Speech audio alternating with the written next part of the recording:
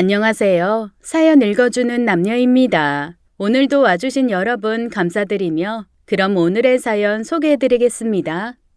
안녕하세요. 저는 경기도에서 살고 있는 환갑이 훌쩍 넘은 노인입니다. 사연 없는 사람들이 그 누가 있겠습니까만 오늘은 제 이야기를 들려드려 보겠습니다. 몇 년 전 저는 가족이 풍비박산나는 충격적인 일을 겪었습니다. 반백년 넘게 살아온 길면 길고 짧으면 짧은 인생이었지만 그동안 3번이나 가족을 잃는 경험을 하게 되었네요. 그중 가장 충격적인 일은 가장 최근의 일입니다. 그 이야기에 앞서 시발점이 되는 제 젊은 시절 이야기를 간단히 해드릴게요. 제가 태어났을 때는 주변 사람들이 다들 가난했습니다. 그래서 남루하게 살아가는 제 모습이 부끄럽지 않은 다행스러운 해였죠. 지금이야 다들 멋쟁이들처럼 입고 따뜻한 집에 끼니 걱정 크게 없이 살고 있지 않습니까만 제가 태어난 시절엔 그러지 못했습니다. 특히나 저희 집은 사정이 더 좋지 못했죠. 저희 집은 딸만 5명을 내리 낳은 딸 부잣집이었어요. 딸 부잣집이라는 말처럼 정말 부자였으면 얼마나 좋았을까요? 그런데 많이 가난했죠. 그런 집의 5째로 저는 태어났습니다. 하루하루 끼니 걱정하는 집안이었기에 공부 같은 건 당연히 하지 못했죠. 결국 제 나이 19살이 되자마자 아버지는 저를 옆 동네 농사꾼에게 시집을 보내버렸습니다. 그나마 다행인 점은 제가 시집간 집은 여유가 있는 집이었어요. 적어도 끼니 걱정은 안 하고 사는 집이었죠. 그래서 아버지가 저를 시집 보낸 걸까요? 저라도 굶지 말라고 아니면 입을 줄이고 싶은 마음이었을까요? 지금 생각해봐도 우리 아버지 속마음은 알 수가 없네요. 지금은 죽은 제 남편은 그 집안의 장손이었습니다. 당시 저보다 나이가 20살이나 많은 남자였죠. 지금이야 남자 나이 39살에도 결혼을 못했다면 크게 흉이 아니었지만 그때는 아니었습니다. 문제가 있는 사람이라고 다들 생각했죠. 그리고 그 생각이 맞았어요. 내 남편은 장애가 있었습니다. 한쪽 다리와 한쪽 팔이 없었어요. 전쟁 중에 그렇게 되었다고 했습니다. 저는 그 사실을 모르고 시집을 갔어요. 첫날 밤 남편을 보고 얼마나 놀랐는지 몰라요. 그날 얼마나 울었는지 모르겠네요. 그래도 어쩌겠어요. 서방님이 되었으니 잘 살아보는 수밖에요. 나중에 안 사실이지만 제가 그 집에 시집을 가는 조건으로 시댁에서는 매년 친정집에 쌀과 돈을 주기로 했었답니다. 제가 아들을 낳으면 집도 한 채 해주시기로 했고요. 나쁘게 보면 팔려갔던 거죠. 불만을 갖지는 않았습니다. 언니들이 끼니 걱정을 덜 수 있다면 그걸로 만족했습니다. 그만큼 배부른 날보다 배고픈 날이 많은 저희 가족이었으니까요. 남편은 나쁜 사람이 아니었어요. 다만 한쪽 다리와 팔이 없으니 자격지심이 심했을 뿐이었죠. 주변 사람들에게 많이 날카로운 사람이었습니다. 다만 제게는 참 잘해주었어요. 제가 편견 없이 남편을 잘 따라서 그랬던 것 같기도 하네요. 첫날 밤 남편이 제게 가장 먼저 했던 말이 아직도 생생하게 기억납니다. 자네 미연허이 이런 곳에 시집을 오게 만들어서. 이것도 나중에 알게 된 사실인데 남편이 저와 혼인을 하고 싶어 했다고 합니다. 이 나이에 부끄러운 말이지만 그 시절에 전 참 꽃같이 예뻤나 봐요. 옆 동네까지 소문이 날 정도로요. 한쪽 다리와 팔이 없는 나보다 20살이나 많은 남자에게 팔려가는 것처럼 가게 된 시집이었지만 돌이켜보면 행복했습니다. 시부모님들도 그 시대 사람과는 다르게 모진 시집살이를 시키는 게 아니라 불쌍한 어린 딸을 거둔 것처럼 저를 데리고 살아주셨으니까요. 아무것도 모르고 시집간 19 소녀가 할 줄 아는 게 뭐가 있겠어요. 하나부터 10까지 시어머니가 다 알려주셨죠. 결혼하고서 다음 해에 아들을 낳았습니다. 그리고 2년 후 또 아들을 낳았죠. 아들을 둘이나 낳았으니 저를 복덩이처럼 여겨주는 시부모님이었어요. 친정집에 작고 낡은 집이긴 하지만 약속대로 집도 마련해 주셨죠. 시댁에는 남편보다 10살이나 어린 도련님이 한 분 있었습니다. 어쩜 모든 일의 시작은 도련님 때문이었을지도 몰라요. 아니 어쩌면 제 업보일 수도 있겠네요. 도련님은 정말 천하의 망난이었죠. 하루라도 사고를 안 치는 날이 없었습니다. 자고 일어나면 옆집 유부녀를 건드려서 시끄러웠고 다음 날 자고 일어나면 노름꾼들에게 쫓기고 있었어요. 그날도 새벽같이 일어나 시부모님과 남편 아침을 준비하는데 도련님이 다급하게 달려왔습니다. 향수, 나 좀 숨겨주시오. 아니, 숨겨주기보단 형수는 어서 조카들 데리고 잠시 자리를 피해요. 건넌마을 장씨 아주머니 댁에 가 있으시오. 조금 있으면 사내들이 들이닥쳐서 나를 찾을 텐데 그 전에 어서 서둘러요. 무슨 사고를 또 치셨어요? 한 번만 더 사고 치면 아버님이 도련님 다리를 똑하고 분질러 놓는다고 말한 지가 엿새도 안 지났어요. 이번에는 무슨 일인데요?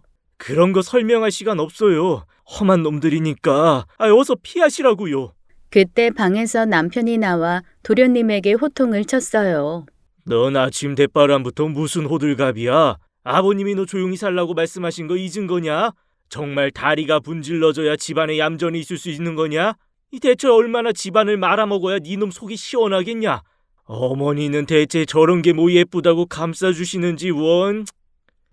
형님, 나 어쩜 좋소. 내가 밤나무집 박가한테서 노름빛을 졌는데 갚을 길이 없어지니 이 녀석이 심각하게 날 찾는 것 같소. 도련님은 낯빛이 어두워져 남편에게 하소연을 했어요. 밤나무집 박가라는 말에 남편도 순간 표정이 굳었죠. 그 말에 남편은 제게 말했어요. 도련님 말대로 아이들을 데리고 건넌마을 장씨 아주머니 댁으로 가 있으라고요. 대체 무슨 일이 일어나고 있는지 궁금했지만 말해주는 사람이 없었습니다. 소란스러워지자 방에서 시아버지와 시어머니도 나와보셨죠. 박가는 또 뭐고 노름빛은 또 뭐냐? 아이 너 또 노름했냐? 네 놈이 미치지 않고서야 이 사람 새끼라면 어찌 또 노름을 해? 지난번 일로 집안 전답이고 뭐고 다 날려버린 게 얼마나 됐다고? 아버지 죄송해요. 내 그 날려버린 전답 되찾겠다는 생각 하나로 딱 한 번만 더 한다는 게. 그래서 그 백정놈 박가돈을 네가 빌렸고 그걸 못 갚아서 그놈이 지금 우리 집으로 찾아온다는 이야기야? 그렇다는 도련님의 대답에 다들 심각해지는 분위기였습니다. 시어머니는 급하게 제 짐을 챙기시며 제게 두 아들을 데리고 친정집에 가 있으라고 하셨어요. 나중에 사람을 보내면 그때 다시 돌아오라고 하셨죠. 어머님, 무슨 일인지 저한테도 말씀해 주셔요. 제가 너무 걱정돼요. 박가 그놈이 아주 흉한 놈이다. 그놈한테 돈을 빌려 못 갚으면 아주 흉한 짓도 서슴지 않는 녀석이야. 그럼 저희 다 같이 피해요. 아무리 흉물스러운 놈이라도 다 늙은 우리한테 해코지를 하겠니? 너는 젊고 고우니 네가 걱정돼서 그런 거다. 우린 걱정 말고 어서 짐이나 싸거라. 그리고 우리가 다 같이 도망가면 그놈이 더 흉하게 날뛰지 않겠니? 내가 잘 말해 볼 터이니 걱정 말아라. 그놈도 사람은 사람 아니겠니? 시어머니는 현명하고 인자하신 분이셨어요. 무지랭이 같은 제가 시집오자 많은 것을 가르쳐 주신 분이었죠. 하지만 그날 시어머니 말씀은 틀렸습니다. 저는 그날 아들 둘을 데리고 장씨 아주머님 댁으로 도망을 갔어요. 끝까지 떠나지 않으려는 제게 남편이 처음으로 화를 내었죠. 아니 뭘 주워 먹었길래 이리 고집이 세진 거야? 남편 말이 말 같지가 않아? 곱다 해주니까 이제 남편 말이 우스워? 어서 가라는 소리 못 들었어? 여보, 제가 울상이 되자 다시 남편은 자상하게 말했어요. 무슨 큰일이라도 날 것처럼 왜 그래? 당신이 그러니 내가 더 무섭네. 아무 일 아니니까 어서 짐 들고 가소. 내가 내일쯤 기별을 줄게. 당신 돌아오면 내 당신 좋아하는 양과자도 사줄 테니까 이제 그만하고 어서 가. 그게 마지막이었습니다. 다리도 없는 소문은 참 빠르기도 하죠. 다음 날 이른 아침부터 제가 있는 옆마을까지 소문이 퍼졌습니다. 큰 난리가 났다고요. 은행나무집 가족들 모두가 죽었다는 소문이었죠. 은행나무집은 우리 집이었어요. 돈을 받으러 온 박가가 돈을 받을 수 없다는 사실을 알게 되자 인간으로서 해서는 안 될 짓을 하고 말았던 겁니다. 그렇게 단란했던 제 시집살이가 끝이 나고 말았어요. 얼마 남지 않은 시댁 재산은 얼굴도 잘 모르던 작은 아버님이 모두 가져가셨어요. 종이 쪼가리를 내밀며 복잡한 이야기들을 하는데 저는 알 수 없는 내용들이었죠. 그냥 벌떼가 제 귀 속에 들어와 있는 것처럼 멍하고 윙윙거릴 뿐이었습니다. 그저 자신의 형제와 조카가 죽었는데 어찌 저리 태어날 수 있을까라는 마음만 들었어요. 혼절할 것 같은 장례를 마치고 친정집으로 돌아왔습니다. 친정집도 사정이 좋지는 못하더라고요. 아버지는 빚보증을 잘못 썼는지 시댁에서 받은 집을 날려먹은 후였고 시집간 언니들은 다들 제 앞가림도 못하는 가난의 늪에 빠져 허덕이고 있었습니다. 비극적인 일로 결혼 생활이 끝장난 제게 도움을 줄 수 있는 가족이라고는 아무도 없었어요. 그날부터 힘겨운 삶이 시작되었죠. 두 아들은 셋째 언니에게 맡겨두고 일을 나가기 시작했습니다. 그나마 셋째 언니가 집에서 부업을 하고 있었기에 아이들을 돌봐줄 수가 있었거든요. 하지만 오래가지 못했어요. 셋째 언니 형부가 제가 아이를 맡기는 걸 무척이나 싫어했습니다. 제게 대놓고 표현하지는 못했지만 아이들을 보면 알 수 있었어요. 늦게까지 일을 하고 아이를 데려오면 거무죽죽한 얼굴에 눈물 자국이 가득했죠. 언제나 풀이 죽어 있는 모습에 그 이후로는 아이를 맡기지 않았습니다. 엄마가 부족해 아들들이 상처를 받으며 커가니 미안할 뿐이었죠. 그래서 새로운 일을 알아보았어요. 액자를 만드는 작은 공장에 취직을 했습니다. 말이 공장이지 작은 가내 수공업체 같았어요. 직원이라고 해봐야 사장 안에 그리고 어딘가 모자라 보이는 나이 많은 아저씨 뿐이었죠. 하루 종일 액자를 조립하는 단순 작업이었어요. 아이를 맡길 데가 없던 저는 공장 옆에 작은 창고 공간에 아이를 두고 일을 했죠. 아줌마, 오늘 고작 이것뿐이 못한 거야? 나도 자식이 있어 불쌍해 보이길래 사정을 봐준 건데 그럼 더 열심히 해서 내 깊은 은혜에 보답을 해야 하는 거 아냐? 그런데 고작 이만큼 했다고? 이 사람 몹쓸 사람이네. 이딴 식으로 일할 거면 당장 나가. 죄송합니다. 새벽부터 시작해서 쉬지 않고 한 건데 앞으로 더 노력할게요. 노력? 세상 살면서 노력 안 하는 사람이 누가 있어? 다 결과로 말하는 거지. 됐고 그딴 말 다 필요 없으니 자 여기 이거 오늘 다 조립해놔. 아줌마 돈 벌어야 한다며. 제발 일 시켜달라고 싹싹 빌었잖아. 이 추운 겨울 밖에서 애들이랑 얼어 죽기 싫으면 숨 쉬는 시간도 아껴가며 일하라고. 화장실은 하루에 딱 한 번만 가고. 제가 일이 느린 게 아니었어요. 사장 아내는 자기가 해야 할 일도 제게 떠넘기기 위해 시비를 건 것뿐이었죠. 하지만 그 말에 토를 댈 수 없었습니다. 사장 아내 말대로 여기서 잘리면 당장 돈 나올 구석이 없었거든요. 그래서 일을 악물고 했습니다. 날카롭고 거친 연장을 다루다 보니 손은 언제나 찢어지고 갈라져 있는 게 일상이었어요. 아줌마, 상품용 액자에 피가 묻어 있잖아. 이렇게 납품하면 거래처에서 좋아하겠어? 아니, 우리 엿먹이려는 거야? 죄송해요. 굳은 살이 자꾸 찢어져서 저도 모르게 피가 나왔나 봐요. 어서 주세요. 제가 다 닦아둘게요. 사장 마누라는 나날이 갑질이 심해졌습니다. 그래도 굴하지 않고 열심히 일했어요. 너무 적은 월급이었지만 제 아들들과 먹고 살기 위해서는 돈이 필요했으니까요. 하지만 얼마 안 가 그 공장을 뛰쳐나올 수밖에 없는 사건이 터지고 말았습니다. 아이고 우리 김 여사 어쩌다가 이리 험한 일을 애들 데리고 다니면서 하는 거야? 남편은 뭐하고 있는 거야? 이 사내놈이 이래도 되나? 이리 고운 마누라를 바깥으로 돌리고 말이야. 남편도 일하고 있어요. 한두 명이 아니었습니다. 이전에도 이런 일은 자주 있었죠. 남편이 없는 젊은 과부라고 하면 어떻게 한번 해보려 수작을 거는 남자들이 굉장히 많았어요. 자기 말만 잘 들으면 아이들과 제가 편하게 살게 해주겠다. 아내와 이혼할 테니 자기와 살자. 아내 모르게 만나면 집을 마련해 주겠다 등등. 남자들은 뚫린 주둥이라고 제게 지키지도 못할 달콤한 약속들만 늘어놓았습니다. 그 약속은 저를 품는 순간 안개처럼 사라질 거라는 걸 모를 정도로 제가 바보는 아니었어요. 그때부터 제 남편을 살아있는 사람이라고 했습니다. 모두들 남편이 있는데 왜 이렇게 힘들게 사냐고 되물었지만 남편이 죽어 없다고 말할 순 없었어요. 우리 김 여사 몇 살이라고 그랬지? 아직 뽀송뽀송하네. 아이고 이 살결 봐라. 내일 나랑 탄천에 나들이 갈까? 가서 막걸리도 마시고 춤도 추고. 됐어요. 아이, 그래? 그럼 우리 동해 나갔다 올까? 내가 사장한테 말 잘해서 하루 쉬게 해줄게. 아니다. 이틀 쉬게 해줄게. 얼마나 좋아. 일 안 하고 놀면. 아저씨, 이 집 사모님이랑 그런 사이인 거 다 알아요. 저한테 이러시는 거 사모님이 아시면 아저씨는 괜찮으시겠어요? 아니다. 사장님한테 말해야 하나?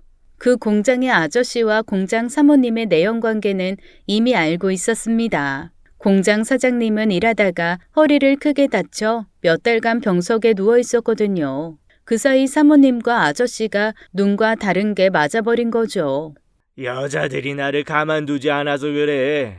이리 와봐. 다들 내 품에 한번 안기면 헤어나오질 못한다니까. 자, 이리 와. 하지 마세요.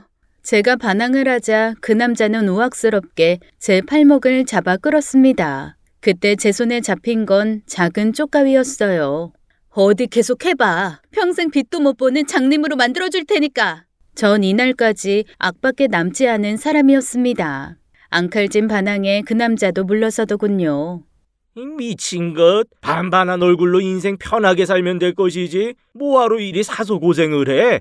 죽으면 썩어질 몸뚱아리를 아껴서 뭐 하려고.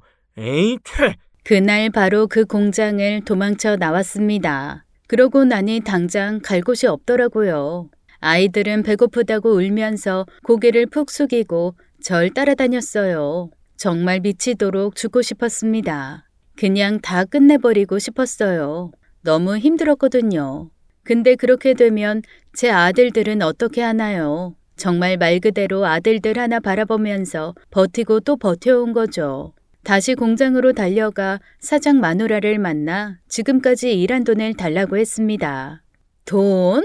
나 참, 그렇게 도망가 놓고 돈을 달라고? 당신 때문에 우리가 본 피해가 얼마나 큰지 알아? 돈은 우리가 받아야지. 그래서 못 준다고요?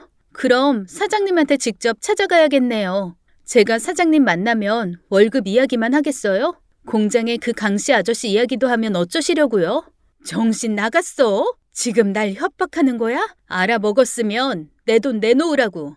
그렇게 밀린 월급 3개월치를 받아 공장을 나왔습니다. 제가 아니라면 고아원에 가거나 굶을 아들들을 생각하니 못할 것도 없었죠. 이후 공사장 한밭집이고 식당이고 공사장이고 닥치는 대로 일을 하며 살았습니다. 봄이 되면 쑥이며 달래며 냉이를 캐다가 팔기도 했죠. 그렇게 정신없이 살다 보니 아이들도 어느덧 중학생이 되었습니다. 해준 것도 없는데 건강하게 커주었어요. 그러던 어느 날 첫째 아이 학교에서 담임 선생님이 저를 부르더군요. 일하는 식당에 사정사정해서 학교를 찾아갔습니다. 안녕하세요, 주원 어머님. 작은 문제라면 제 손에서 해결할 텐데 주원이가 좀 큰 사고를 쳐서 모시게 되었습니다. 우리 주원이가 무슨 사고를 쳤나요? 네, 그게 주원이가 이번에 같은 반 친구 돈을 훔쳤어요. 그런데 그게 좀 큰 금액이었습니다. 그 친구가 아침마다 신문을 돌렸었나 봐요. 할머니와 단둘이 사는 친구였는데 그래서 오늘 월급을 받았는데 그걸 주원이가 훔쳤네요. 주원이가요? 그럴 리가요. 한 번도 남의 물건 손대거나 한 적이 없었는데. 견물생심이라고 그 친구가 자기가 받은 월급을 친구들한테 자랑을 했더라고요. 아마 순간 욕심이 생겼던 것 같습니다. 그날 얼마나 선생님에게 머리를 조아렸는지 모르겠습니다. 집에서 교육을 잘 시킨다는 약속을 하고 나서야 무마시킬 수 있었어요. 할머니와 단둘이 사는 아이였으니 어쩌면 그 때문에 일이 커지지 않은 걸 수도 있죠. 주원이 너 오늘 친구 돈 훔친 게 사실이야? 오늘 선생님한테 이야기 들었어. 왜 그런 거야? 그냥 순간 욕심이 생겨서 그런 거야? 욕심이 생겨서 훔친 거 아니야. 훔칠 수 있었으니까 훔친 거지. 이 녀석이? 지금 그게 말이야? 남의 물건에 손대는 게 잘못이라는 거 몰라? 그걸 모르겠어? 그런데 이렇게 찢어지게 가난하게 사는 것보다 차라리 잘못된 일이라도 남의 것 훔쳐서 뺏어서 사는 게 더 나은 인생이야. 지금 잘 사는 인간들의 그 아버지의 아버지들은 떳떳할 것 같아? 다 남의 것 뺏어서 부자 돼가지고 그 자식들이 그렇게 편하게 사는 거야. 뭐라고? 그렇잖아. 재수없게 걸렸으니까 문제가 된 거지. 안 걸렸어 봐. 그럼 문제될 거 없잖아. 아들 말에 가슴이 무너지는 기분이 들었습니다. 제가 그동안 삶에 찌들어 살아 아들들을 살뜰하게 보살피지 못했어요. 자식을 바른 길로 인도해줄 아버지의 자리도 부재였고요. 하지만 평범하게 크고 있다고 생각했어요. 제 착각이었죠. 어쩌면 찢어지게 가난했던 제 인생이 아들을 망친 걸지도 모르겠습니다. 그날 처음으로 아이에게 매를 들었습니다. 한 대 한 대 종아리를 내려칠 때마다 아이 종아리에 피멍이 들었어요. 부모들은 다 그런 마음일 겁니다. 맞는 자식보다 때리는 부모가 더 아프고 상처받는 걸요. 난 잘못 안 했어. 남들 다 좋은 집에서 좋은 옷 입고 사는데 왜 나만 이렇게 사는데? 내가 뭘 잘못했는데? 이럴 거면 나 왜 낳았는데? 때리는 손을 멈추고 아이에게 매달려 눈물 흘릴 수밖에 없었어요. 엄마가 미안해. 가난해서 미안해. 엄마가 정말 미안해. 60이 넘은 요즘도 잠이 들 때면, 혼자 앉아 있을 때면 하루에도 여러 번 이날의 생각을 합니다. 그날 내가 때리지 말았어야 했을까? 더 사랑으로 감싸주며 다독여야 했을까? 아니면 아이의 길잡이가 되어줄 정신이 건강하고 바른 남자를 만나서 재혼을 해야 했을까? 하루에도 수십 번 후회를 하며 살고 있네요. 첫째는 그날 이후 사고를 치지 않았습니다. 그 당시에는 그 사건 이후 아들이 정신을 차렸다고 생각했죠. 제가 이렇게 아둔합니다. 배운 것도 없는 멍청한 여자였죠. 아들이 말을 했었죠. 걸리지 않았다면 문제가 되지 않는다. 그날의 사건으로 아들이 배운 것은 걸리지 말자였던 것 같아요. 첫째는 고작 20살의 나이로 세상을 떠났습니다. 어느 한낮 햇살이 유난히 좋았던 날이었어요. 경찰서에서 한 통의 전화를 받고 기절할 듯 병원으로 달려갔습니다. 어느 부잣집을 털다가 집주인에게 들킨 아들은 무리하게 4층에서 뛰어내렸다네요. 담벼락에 다리가 걸려 중심을 잃은 아들은 그만 머리를 크게 다쳐 죽었죠. 걸리지 않는다면 문제가 없다던 아들, 결국 들켜서 문제가 되어 세상을 떠났습니다. 장례식장도 텅 비었습니다. 저희 친가 식구들 몇 명 정도만 자리를 지켰어요. 아이, 그 이야기 들었어? 무슨 이야기? 이 집 아들놈. 아이, 글쎄, 남의 집 털다가 4층에서 떨어져 죽었다지 뭐야. 좀도둑이었대. 정말? 거참 조용한 놈인 줄 알았더니 음흉한 놈이었네 그려. 간 놈한테는 안 된 말이지만 잘 갔네 그려. 세상 사람들 모두 아들의 죽음을 손가락질했어요. 갈놈이 잘 갔다는 식이었죠. 굳이 엿들으려고 한 건 아니었습니다. 자기들끼리 대화를 하던 그 사람들은 뒤늦게 저를 발견했죠. 눈썹이 한껏 치솟아 올라가 매서운 눈으로 자기들을 쳐다보는 저를요. 아유, 이모님. 아이, 저희는 그냥, 죄송합니다. 제가 입이 10개라도 할 말이 있을까요? 미안해요. 아들놈은 이제 죽어서 잘못을 뉘우칠 수도 사과를 할 수도 없는 몸이 되었으니 제가 대신 사과할게요. 미안해요. 죄송합니다. 한 번만 용서해 주세요. 그러니까 오늘만은, 적어도 오늘만은 그냥 명복만 빌어주세요. 미안합니다. 아들은 친구도 지인도 없었습니다. 어쩜 그리 외롭게 살았니? 다음엔 못난 엄마 아들 말고 부잣집 도련님으로 태어나자. 첫째 아들은 그렇게 제품을 떠났습니다. 둘째 아들은 다른 방법으로 이 가난을 이겨내려 했어요. 초등학교 때부터 특출나게 공부를 잘하더니 중고등학교 때는 상위권 성적을 유지했죠. 결국 서울에서 가장 좋은 명문대를 떡하니 합격했습니다. 하지만 결국 그놈의 돈이 또 우리 아들의 발목을 잡았습니다. 가장 좋은 대학을 합격하고도 돈 때문에 적당한 국립대를 선택했어요. 학비는 제가 어떻게 해서든 마련하겠다고 설득했지만 아들의 뜻은 완고했습니다. 저는 더 일을 늘려서 아들 뒷바라지를 해줬어요. 하는 데까지는 나름 최선을 다했습니다. 아들은 학교를 졸업하더니 학교 선배라는 사람과 작은 사업을 시작하더군요. 그 당시 인터넷으로 물건을 파는 일이 붐이 일고 있었습니다. 아들은 인터넷으로 물건을 파는 게 아닌 그 물건을 파는 쇼핑몰 제작을 해주는 사업을 했습니다. 인터넷 쇼핑몰 붐이 이니 당연히 아들 사업도 나날이 성장했어요. 참 다행이었습니다.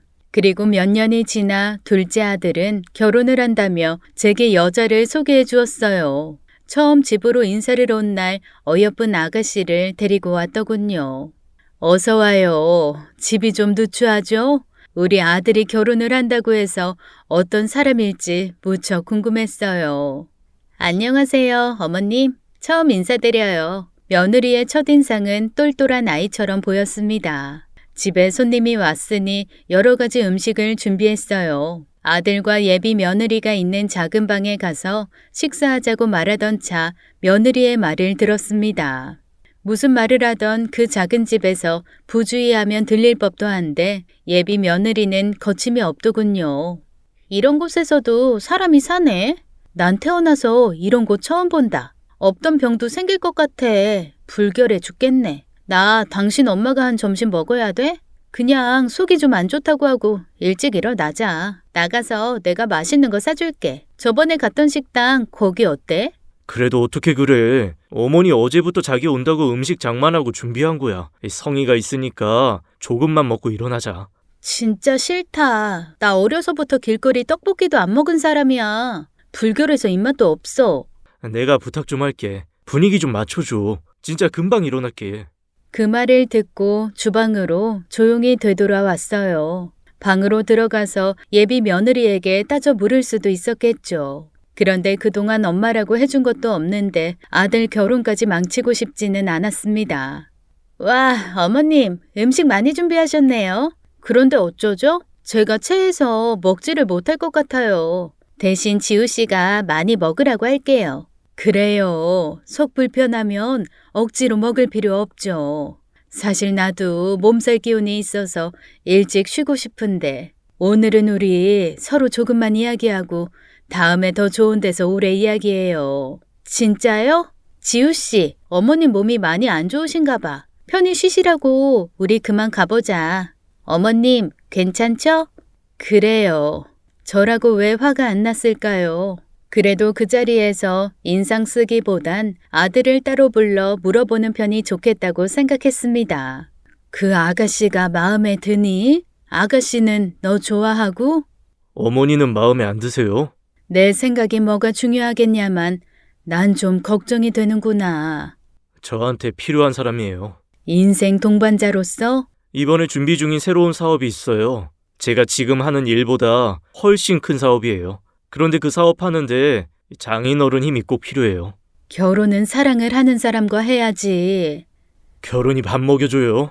전 그런 거 몰라요. 그리고 얘가 이기적인 면이 있지만 그만큼 단순해서 조금만 잘해주면 제 뜻대로 움직여주는 여자예요. 인생 동반자요? 제가 살아가는데 도움이 되냐 이거죠? 네, 제가 생각할 땐 그 여자가 제격이에요. 말려도 보았습니다. 살다 보면 돈보다 중요한 것이 많다고요. 하지만 제 말을 듣지 않더군요. 그렇게 둘째 아들은 결혼을 했습니다. 아들 말대로 며느리 집안은 대단한 집안이었어요. 대대로 중소기업을 운영하는 사장님이었죠. 며느리는 그 집의 고명딸이었습니다. 아들은 결혼을 하고 새 사업을 시작했어요. 바깥사돈께서 상당에게 사업 자금을 지원해줬다고 들었습니다.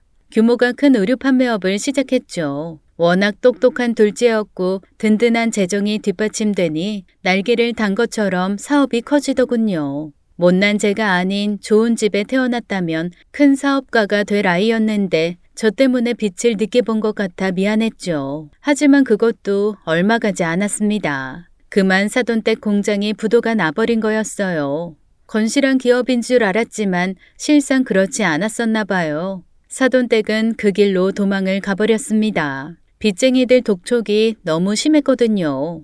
그 영향은 아들 사업에도 미쳤습니다. 아들 사업도 크게 힘들어졌어요. 잘 나갈 때는 직원이 10명도 넘었다고 했는데 어느 순간 직원 2명에 며느리까지 나가서 일을 하더군요.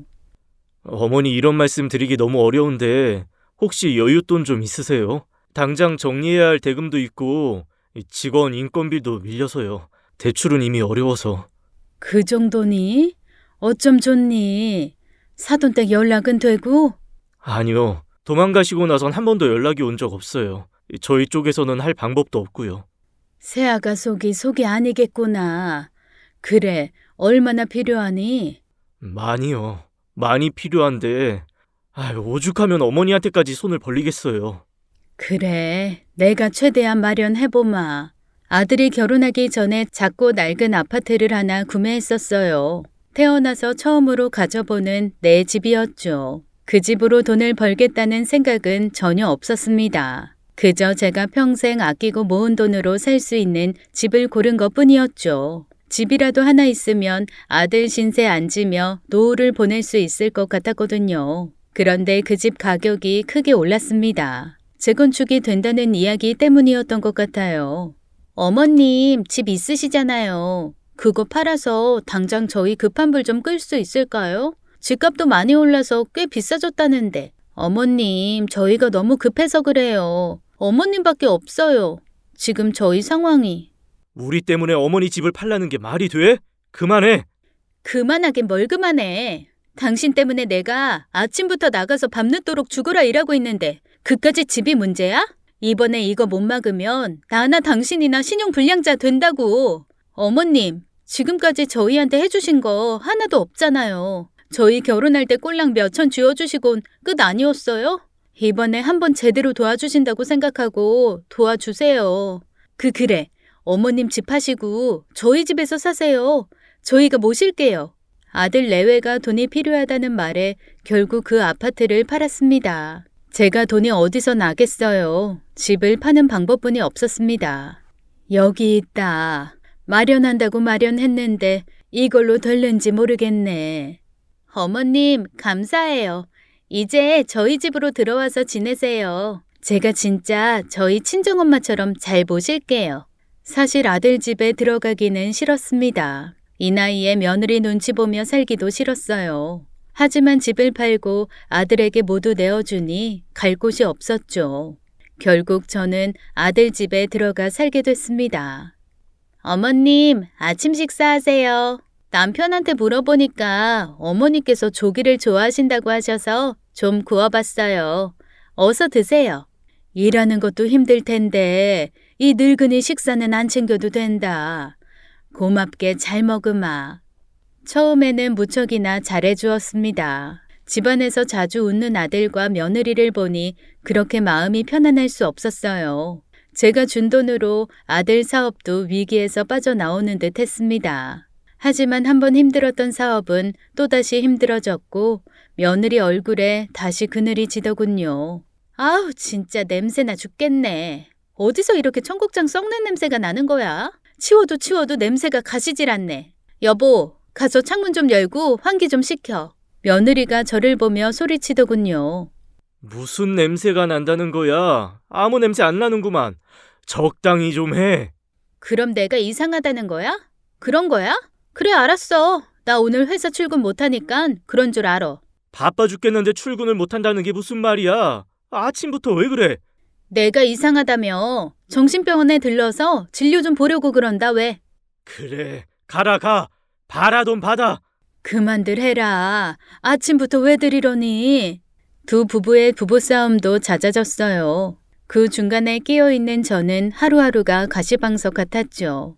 그래도 집안의 어른으로서 역할은 하고 싶었나 봅니다. 아들 내외를 화해시켜주려고 제 딴에는 노력을 했습니다. 어느 날 저녁 아들 내외가 퇴근할 즈음 근사하게 저녁을 차렸어요.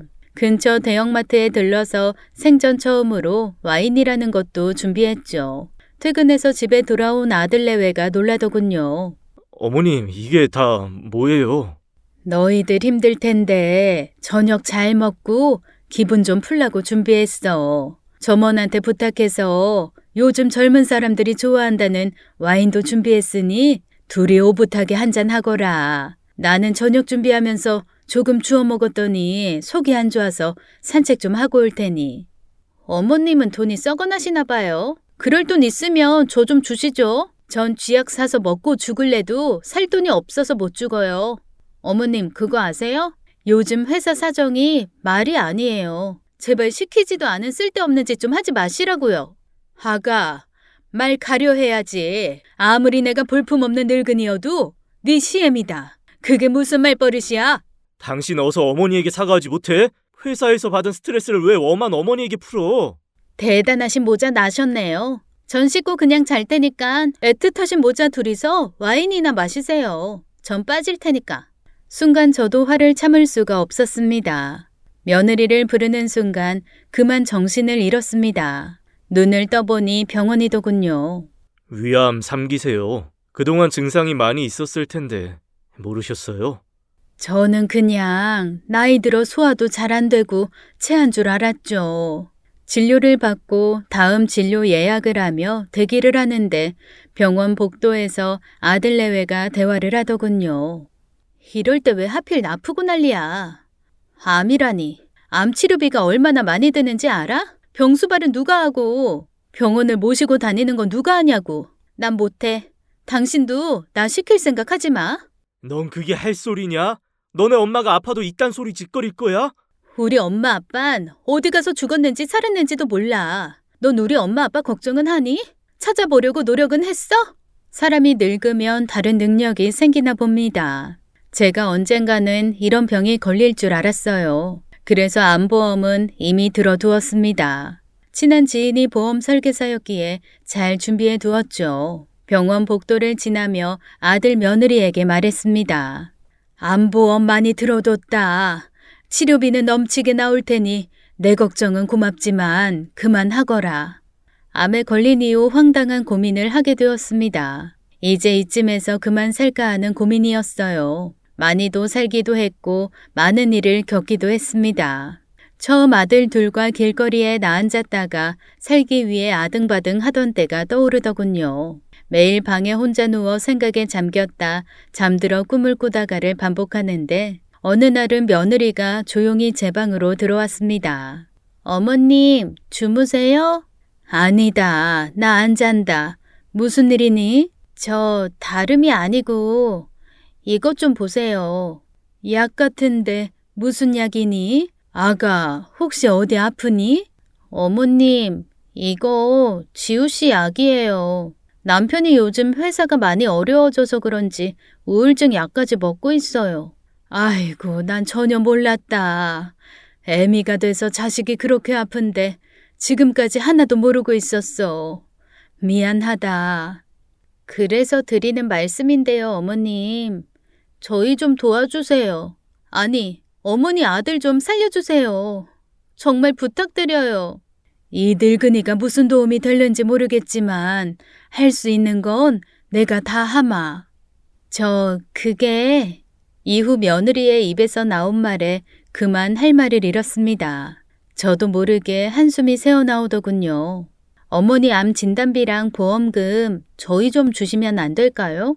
정말 저희 너무 힘들어서 그래요. 어머니 암 치료비인데 이렇게 요구하는 게 너무 죄송스럽고 뻔뻔하지만 이번 일만 잘 처리하면 들어올 돈이 있어요. 그러면 그 돈으로 어머님 치료받게 해드릴게요. 보험금 며칠만 저한테 융통해 주시면 안 될까요? 사람이 태어나는 걸 자기 마음대로 못하듯 죽을 때가 되어 죽는 걸 막는다고 막아지겠어요. 그래, 그러자꾸나. 저녁에 지우 들어오면 그렇게 하겠다고 하마. 아니에요, 어머님. 지우 씨는 몰라요. 제가 이러는 거 지우 씨 알면 난리 나요. 이건 지우 씨 모르는 일이고 제 생각이에요. 그런데 진짜 이 방법뿐이 없어요. 어머님, 지우 씨에겐 비밀로 해주시고 도와주세요. 지우 씨 우울증 심해서 이 일 알면 쓰러질지도 몰라요, 어머님. 지우는 모르는 일이라고? 네, 남편은 모르게 비밀로 하고 저희 좀 도와주세요. 제가 이 은혜 절대 잊지 않을게요. 그리고 어머님 치료비 꼭 돌려드릴게요. 며느리의 간곡한 부탁에 결국 보험금을 며느리에게 주었습니다. 이게 정말 마지막이니 꼭 회사를 잘 살리라고 당부했죠. 하지만 현실은 냉혹한 거죠.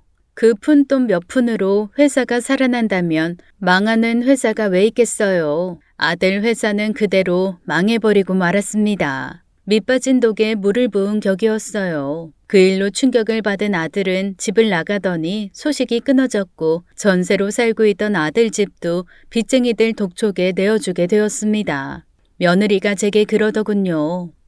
이제 저희 집도 없어요. 전 작은 원룸 하나 구해서 당분간 거기서 살 건데 어머님이랑 함께 살긴 어려울 것 같네요. 그럼 이 한겨울에 나는 어디로 가라는 거니? 그건 저도 모르죠. 어머님, 이제 각자 살아남는 거예요. 누가 누굴 챙길 처지가 아니라고요. 지금 저는 저 하나 건사하는 것도 어려운 사람이에요. 어머님도 성인이니 어머님 살 길은 어머님이 알아서 찾으세요. 돈 한 푼 없이 집을 나가라면 어쩌라는 거니? 우리 지우 연락이 올 때까지만이라도 네가 사는 원룸 집에 잠시 함께 살면 안 되겠니? 그때 며느리가 지갑에서 현금을 꺼내더라고요. 10,000원짜리가 10만 원쯤 지갑에서 나왔습니다. 며느리는 그 돈도 제게 주는 것이 아까운지 그중 일부만 제 손에 쥐어주더군요. 찜질방에서 지내시던 친구 집을 찾던 전 이제 모르겠으니 알아서 하세요. 그때 며느리가 제 손에 쥐어준 돈은 35,000원이었습니다. 35,000원을 받고 쫓겨난 거죠. 저는 제 짐을 챙기지 못하고 집을 나섰어요. 그때 제가 가진 건 낡고 얇은 외투 한 벌과 며느리가 준 35,000원, 그리고 어려서부터 글을 쓰는 것을 좋아하던 저였기에 작고 낡은 수첩에 끄적이듯 적어둔 일기장이 전부였습니다. 밖은 한참 추운 겨울이었습니다. 버스 안에서 흘러나오는 뉴스를 얼핏 들으니 밖은 영하 15도에 강추위라고 하더군요. 그대로 버스를 타고 옛날 고향 마을로 내려갔습니다. 고향 마을엔 남편과 시부모님 무덤이 있었어요. 자주 찾아가 보질 못했지만 그날은 꼭 찾아가 보고 싶었습니다. 그렇게 추운 날씨에도 불구하고요. 동네는 많이도 변했더군요. 예전에 논이 있던 자리에는 하늘까지 닿을 듯한 아파트들로 가득 차 있었습니다. 한때는 제게도 낡았지만 제 보금자리가 있었는데 말이죠. 이제는 이 몸 하나 누일 곳 없으니 인생사 허망하더라고요. 남편이 있는 산소는 산에서 한참을 걸어 올라가야 했습니다. 남편이 좋아하던 막걸리도 한 통 준비했죠. 살이 떨어져 나갈 듯한 추위였지만 그런 것도 느껴지지 않았습니다. 남편 산소 옆에 앉아 아들에게 전화를 해보았습니다. 그냥 목소리 한번 듣고 싶었지만 전화를 받지 않더군요. 남편과 시부모님에게 술 한 잔 따라주고 그대로 그 자리에 엎드려 누웠습니다. 그리고 품에서 낡은 일기장을 꺼내 불을 붙였죠. 제 삶을 정리하는 의미로 태우려고 했습니다. 나 이제 당신 곁으로 가요. 이제 다 그만하고 싶네요. 그렇게 잠이 들었던 것 같아요. 얼마나 시간이 지났는지 누군가 저를 흔들어 깨우더군요. 아이, 일어나요. 일어나. 아이, 얼어 죽고 싶어 환장하셨어. 간신히 눈을 떠 남자를 바라보는데 오래전 죽은 남편이었습니다. 저는 제가 죽어서 저승에 온 줄 알았어요. 당신이에요? 내가 죽어서 우리 다시 만난 거예요? 아이, 할머니가 뭐라는 거야? 이봐요, 괜찮아요? 아이, 몸이 얼음장이네. 이봐요, 일어나 봐요. 남자는 저를 덥석 업어들더니 산 아래로 내려가기 시작했습니다. 정신을 차려보니 병원이더군요. 저체온으로 조금만 늦었어도 정말 죽었을 거라고 의사가 말해줬어요. 저승에 온 줄 알았는데 아니었어요. 하지만 그 남자는 정말로 제 남편과 똑같이 생겼었죠. 아이, 엄동설 안에 거기가 어디라고 거기서 낮잠을 주무시고 있어요? 아직 그 정도 나이는 아닌 것 같아 보이는데 혹시 치매요? 가족들 연락처는 알죠? 연락 좀 해봐요. 아니, 왜 남의 부모님 무덤에서 그러고 있으셔? 남의 부모님이라뇨. 거기는 제 시부모님 무덤이에요.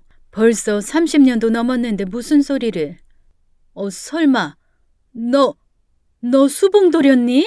아이, 누구신데 제 이름 알아요? 아이, 형수? 그랬습니다. 제가 남편이라고 생각했던 그 남자는 오래전 사라졌던 도련님이었어요. 남편과 시부모님이 변을 당한 날 도련님은 감쪽같이 사라지곤 나타나지 않았습니다. 형수, 이게 얼마만이요? 그동안 어찌 지내셨어? 아니, 왜 이렇게 늙으셨어요? 그 곱던 얼굴이.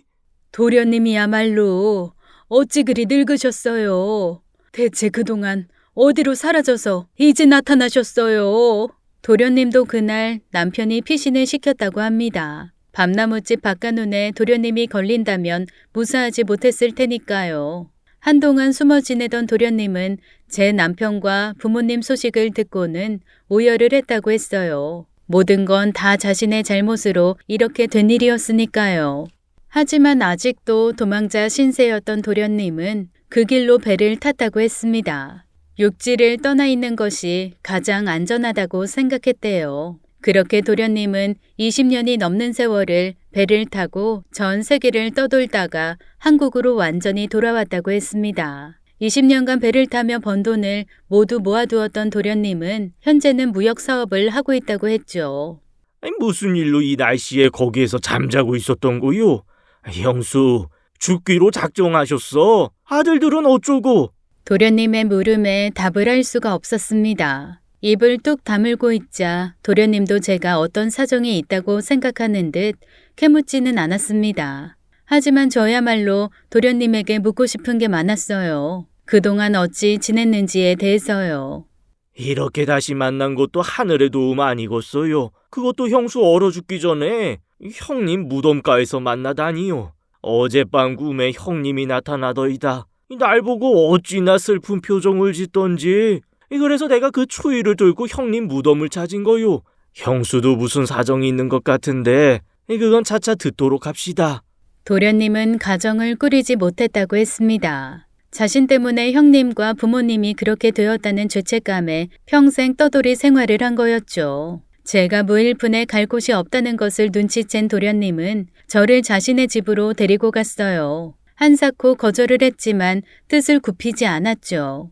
꿈에 형님이 나타나니요. 내가 형수를 다시 만난 건 형님이 형수를 부탁한다는 뜻이었을 거요. 지금 다시 우리 헤어지면 내가 죽어서 형님 얼굴을 어찌 봅니까? 나 이미 죄인이요. 그런데 내가 또 죄를 지어야 합니까, 형수?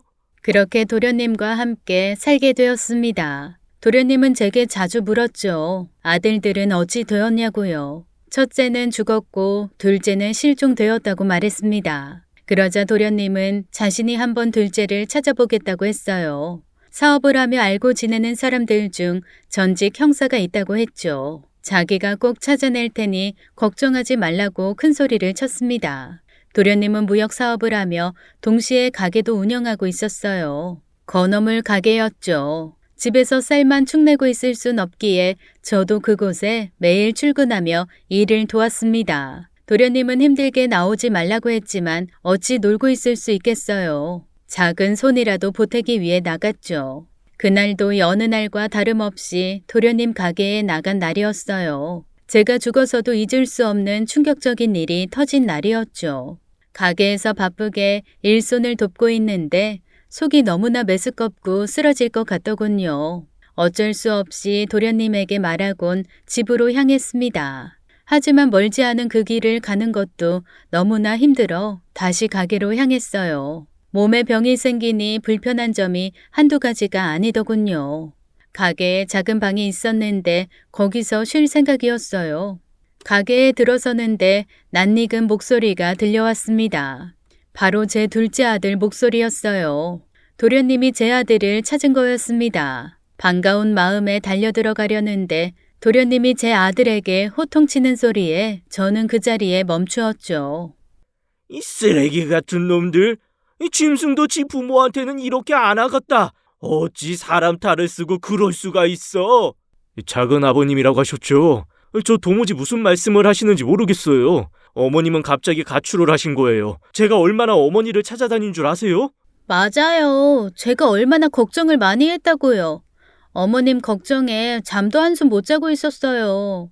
아이, 걱정을 했다고? 네가 형수님 집 판 돈도 다 가져가고 안보험금까지 다 가져간 다음 길거리에 쫓아낸 거 내 다 알고 있다.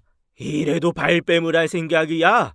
너는 아들이라는 놈이 지 마누라가 저러는 동안 대체 뭘 하고 있었던 거야? 도련님이 저 사실을 어찌하는지 놀랐습니다. 저는 도련님에게 단 한 번도 저 일에 대해서 말한 적이 없었거든요. 도련님뿐만이 아니었어요. 그 누구에게도 말한 적이 없습니다. 더 이상 듣고 있을 수 없어 제가 급하게 가게로 들어갔죠. 제 등장에 다들 놀란 눈치였어요. 특히 며느리는 당장이라도 쓰러질 것처럼 얼굴에 핏기 하나 없이 새하얗게 질려갔죠. 어머니? 어머니 지금까지 어디 계셨어요? 저희가 얼마나 찾았다고요? 아이, 형수님. 아이, 여기는 어찌 다시 오셨소? 도련님, 그 돈 제가 준 거예요. 사업하다가 어려워져서 급한 불 꺼야 한다길래 내가 준 겁니다. 돈이라니요? 안보험금이라니. 그게 무슨 말씀이세요? 저희가 어머니 안보험금을 가져갔다고요? 전 진짜 모르는 일이에요. 아니, 그게 사실이라면 저희가 정말 죽일 놈들이죠. 그게 사실은 제가 너무 급하고 남편은 우울증으로 힘들어해서 어머니에게 빌린 거예요. 정말이에요. 뺏은 게 아니라 빌린 거라고요. 그 순간 번쩍하는 소리가 들렸습니다. 둘째 아들이 며느리 뺨을 때리는 소리였어요. 어찌나 세게 때렸는지 며느리가 순간 휘청이더라고요. 제가 급하게 며느리를 잡아주었지만 이미 며느리 뺨은 하얗게 아들놈 손바닥 자국이 나 있었습니다. 이 녀석아, 어쩌자고 사람을 때리고 그래? 그 돈 당신이 모아둔 비상금이라고 했잖아. 어머님 돈이었어? 빨리 어머니 앞에 무릎 꿇고 빌어. 그리고 꼴도 보기 싫으니까 당장 나가. 나가라고! 집에 가서 반성하면서 있어. 내가 나중에 연락할 테니까. 얼마나 세게 맞았는지 며느리는 잠시 정신을 못 차리더니 이내 도끼 어린 눈빛으로 아들을 노려보았습니다. 당신 정말 1억이야? 내가 어머니에게 사죄할 테니까 당신은 빨리 나가라고. 집에 가 있어. 아들놈이 또다시 손에 치켜들길래 제가 며느리 앞을 막아 섰습니다. 아들에게 제발 말로 하라고 타일렀죠. 도련님도 그런 아들을 잡아서 더 이상 폭력을 못 쓰게 막았어요. 그때 하늘이 무너질 것 같은 말이 제 며느리 입에서 나왔습니다. 당신이잖아. 당신이 그런 거잖아. 그만해. 내가 수습할 테니까 집에 가 있으라고 몇 번을 말해. 내가 뭘 잘못했는데? 내가 뭘 잘못했는데 여기서 뺨을 맞고 무릎을 꿇고 빌어야 하는데? 다 당신이 그런 거잖아. 닥치지 못해? 며느리는 그 자리에 주저앉아 미친 사람처럼 소리를 지르기 시작했습니다. 다 당신이 시킨 거잖아. 왜 나한테 그래? 왜 나한테만 그러냐고. 다 당신이 그랬잖아.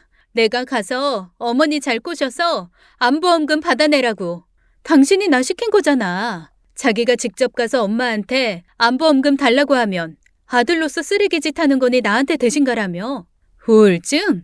개뿔이나. 네가 무슨 우울증이야? 그깟 감기 몇 알로 너 우울증이라고 속이라는 것도 다 네가 시킨 거잖아. 어머니, 그게 아니라 이 사람이 궁지에 몰리니까 거짓말하는 거예요. 저 엄마 아들이잖아요. 엄마 나를 믿어야지. 안 그래? 엄마 나 믿지? 너 같은 악마를 남편이라고 믿고 같이 산 내가 등신이지.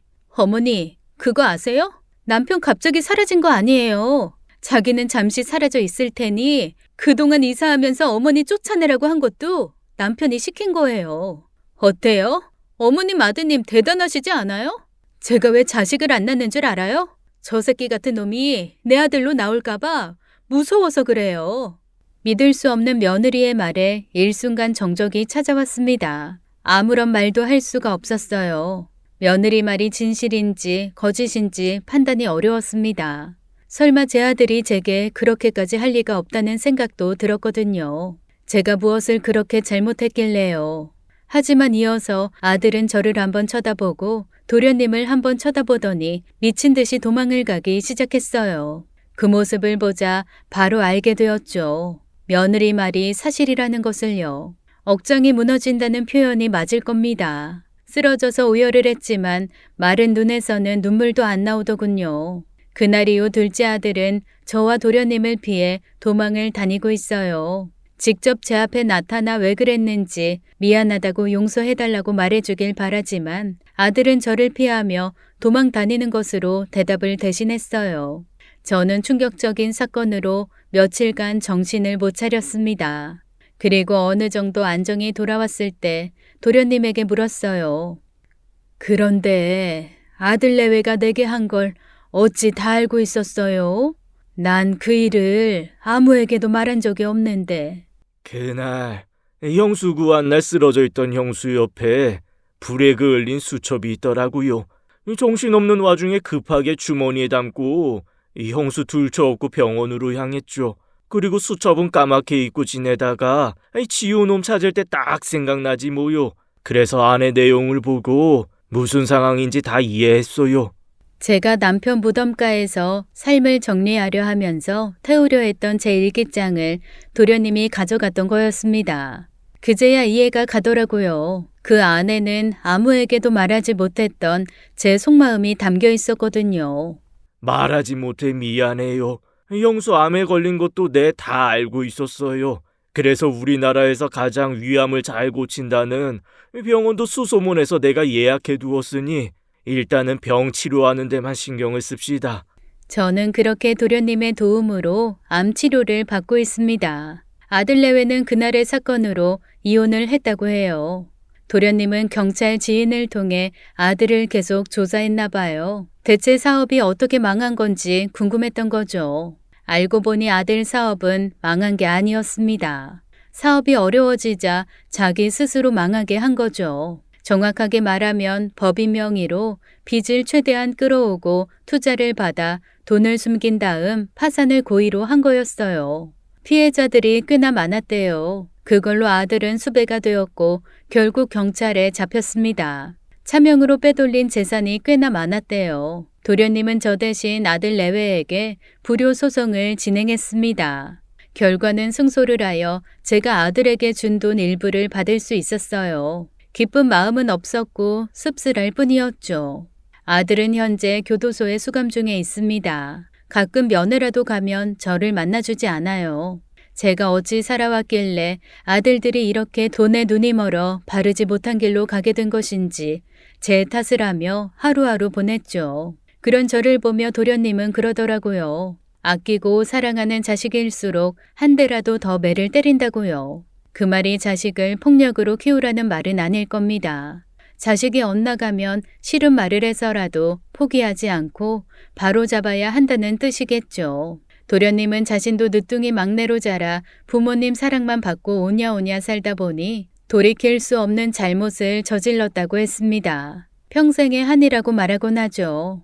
요즘 부모들은 자식들에게 해달라는 것을 다 해준다고 하더라고요. 워낙 풍족한 세상이니까요. 젊은 부모들은 자기 자식들에게 친구 같은 부모가 되는 게 가장 좋은 부모라고 생각하는 사람들이 많다고 들었습니다. 제가 이 나이가 들어보니 반은 맞고 반은 틀린 말인 것 같아요. 가끔 부모는 자식들에게 미움을 받더라도 자식이 올바른 길을 걸을 수 있도록 계속 길라잡이를 해주는 사람이 진짜 부모라고 생각이 요즘 자주 드네요. 지금까지 사연 읽어주는 남녀였습니다. 끝까지 함께 해주신 여러분 감사드리며 저희는 다음 사연으로 돌아올게요. 감사합니다.